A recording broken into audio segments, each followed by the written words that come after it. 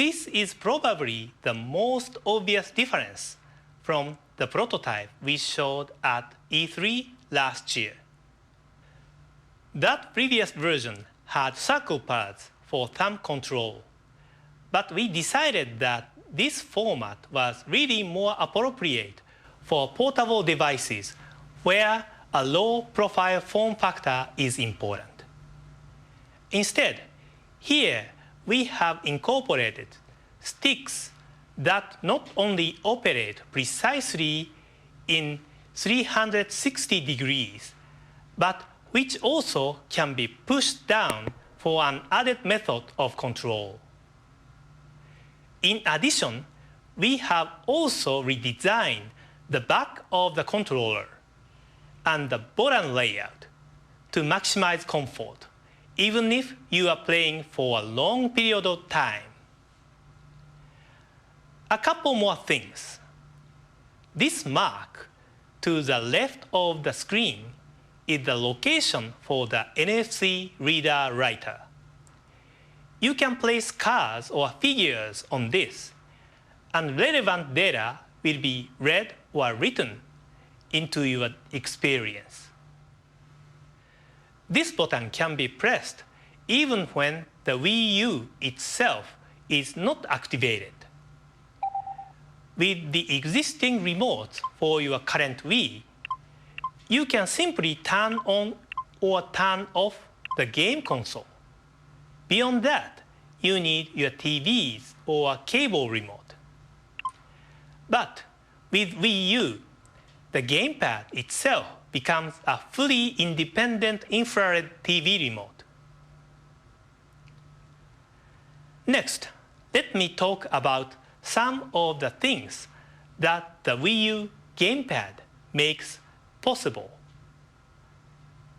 Last year at E3, we talked about the potential of two screens.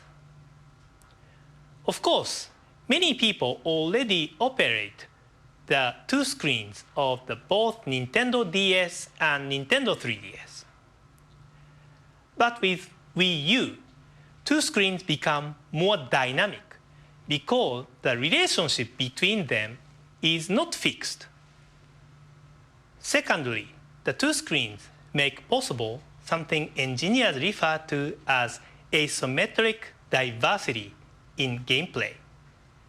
In simpler terms, what is being seen or even done on the small gamepad screen is different from what's happening on the big screen TV.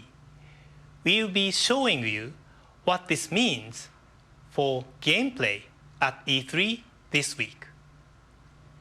The gamepad screen is also a touch screen.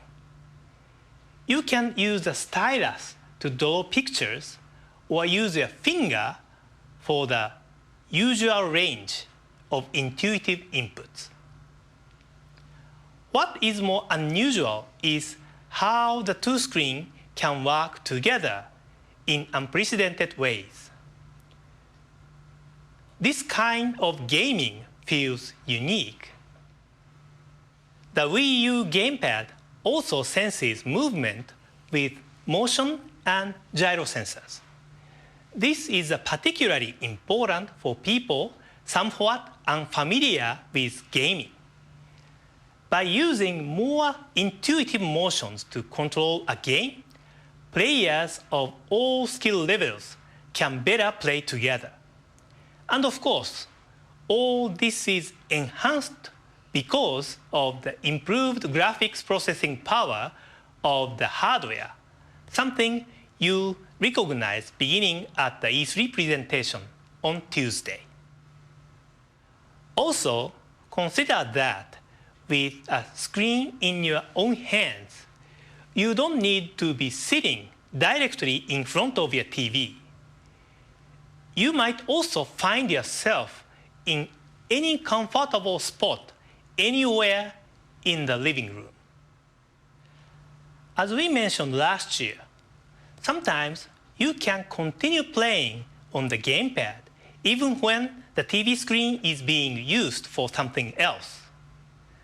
This might occur with more casual games, when you are in the middle of your Wii Fit routine, or when you intend to spend many hours deeply immersed in your game, and others aren't willing to let you have the TV to yourself for all that time.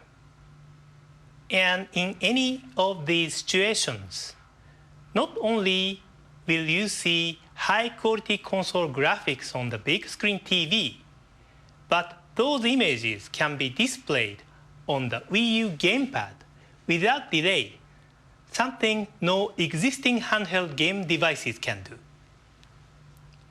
Wii U will support all your previous forms of Wii Control, including the Wii Remote, the Nunchuk controller, and the Wii Balance Board.